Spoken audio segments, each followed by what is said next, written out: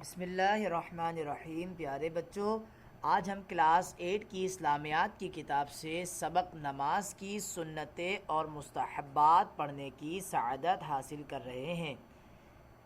الحمدللہ رب العالمین والصلاة والسلام علی سید الانبیاء والمرسلین، اما بعد فاعوذ باللہ من الشیطان الرجیم، بسم اللہ الرحمن الرحیم۔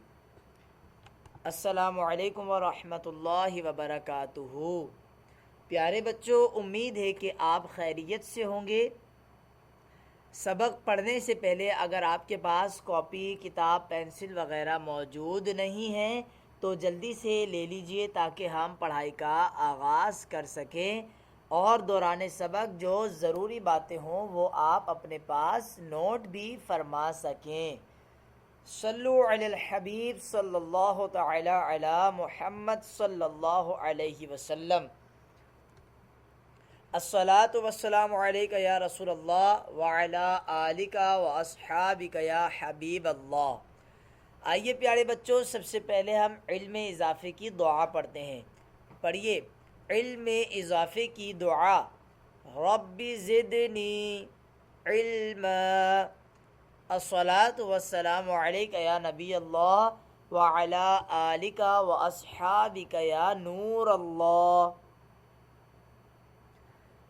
تو آج کا ہمارا سبق ہے نماز کی سنتیں اور مستحبات۔ کیا سبق ہے؟ نماز کی سنتیں اور مستحبات۔ تو پیارے بچوں، آج انشاءاللہ عز و جل ہم نماز کے مستحبات اور نماز کی سنتوں اور ان کے حکم سے آپ کو آگاہ کریں گے۔ تو آپ آج کے سبق کے لیے تیار ہیں؟ ماشاء اللہ۔ تو پیارے بچوں، یہ بتائیے دن بھر میں کتنی نمازیں فرض ہیں؟ 5 نمازیں۔ سبحان اللہ۔ فجر، ظہر، عصر، مغرب اور عشاء۔ اس کے علاوہ دیگر سنتیں اور واجب نمازیں جو ہوتی ہیں، جیسے کہ وتر ہے، واجب ہے، اور دیگر نوافل نمازیں، جتنی بھی نمازیں ہیں ان تمام کے اندر کچھ نہ کچھ سنتیں ہیں اور کچھ نہ کچھ مستحبات ہیں۔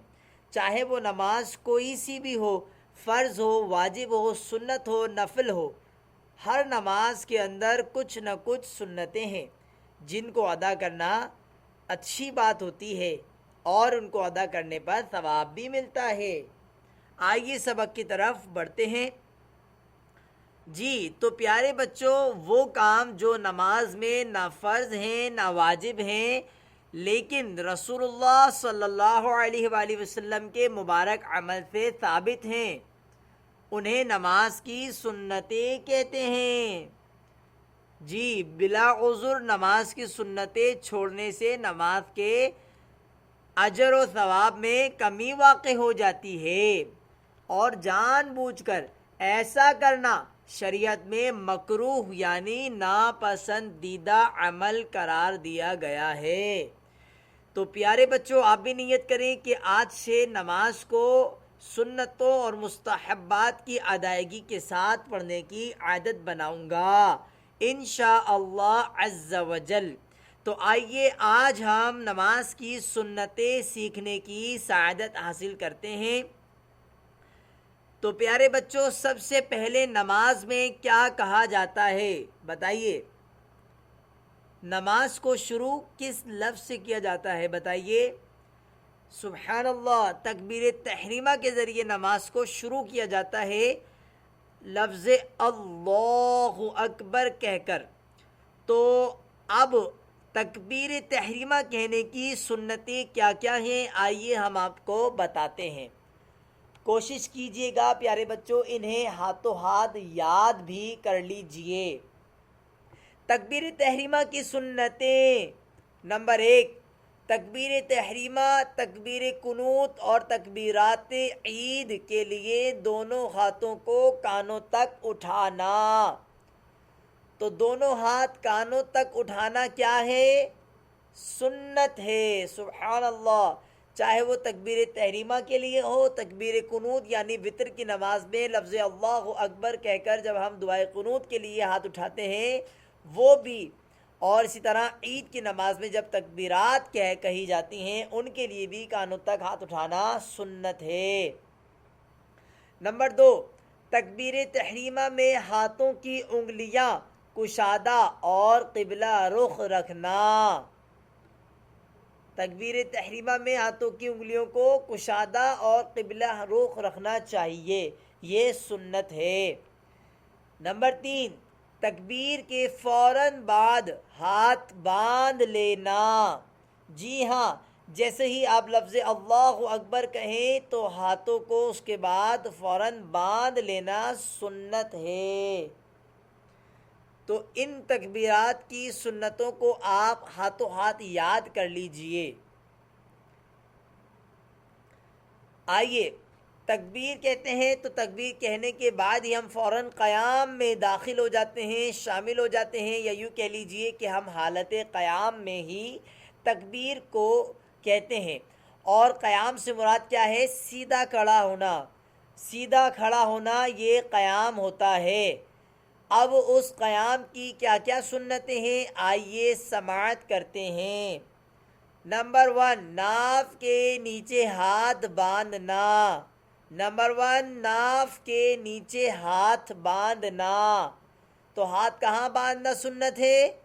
ناف کے نیچے، سبحان اللہ۔ نمبر 2، ثنا، یعنی پہلے ثنا پڑھنا۔ ہاتھ باندھنے کے فوراً بعد ثنا پہلے پڑھی جائے گی۔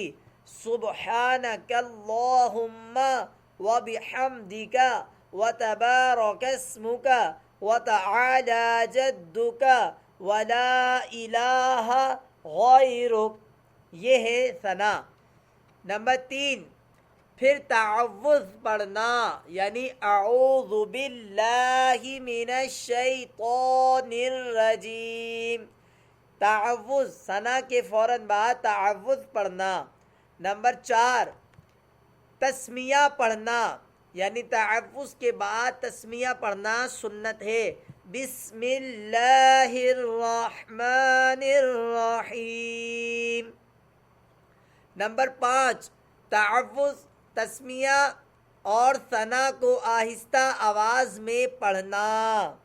اس میں بلند آواز کرنا سنت نہیں ہے، لہذا آہستہ آواز سے پڑھنا سنت ہے۔ نمبر 6، سورہ فاتحہ کے بعد آمین کہنا اور آہستہ کہنا۔ بعض لوگ نماز میں بہت تیز آواز سے آمین کہتے ہیں، آمین، تو یہ بولنا مناسب نہیں ہے، بلکہ سنت مبارکہ یہ ہے کہ سورہ فاتحہ کے بعد آمین آہستہ آواز سے بولی جائے۔ نمبر 7، تعوذ کو پہلی رکعت میں پڑھنا، یعنی جیسے ہی آپ نماز کی پہلی رکعت میں ہوں گے بس اسی رکعت میں قرأت سے پہلے تعوذ پڑھنا سنت ہے۔ بقیہ رکعتوں میں صرف بسم اللہ پڑھی جائے گی۔ جیسا کہ اگلی سنت ہے، 8ویں سنت، کہ تسمیہ کو ہر رکعت کے شروع میں پڑھنا، یہ بھی سنت مبارکہ ہے۔ صلو علی الحبیب صلی اللہ تعالی علی محمد صلی اللہ علیہ وسلم۔ پیارے بچوں، ان سنتوں کو جلد جلد یاد کر لیجئے۔ رکوع کی سنتیں، سبحان اللہ، نماز میں قیام کے فوراً بعد رکوع کیا جاتا ہے، لہذا رکوع کی سنتیں جان لیتے ہیں۔ سب سے پہلی سنت رکوع میں یہ ہے کہ رکوع میں جانے کے لیے اللہ اکبر کہنا۔ رکوع میں جانے کے لیے اللہ اکبر کہنا سنت مبارکہ ہے۔ نمبر 2، رکوع میں 3 بار سبحان ربی العظیم کہنا سنت مبارکہ ہے۔ 3 مرتبہ سبحان ربی العظیم۔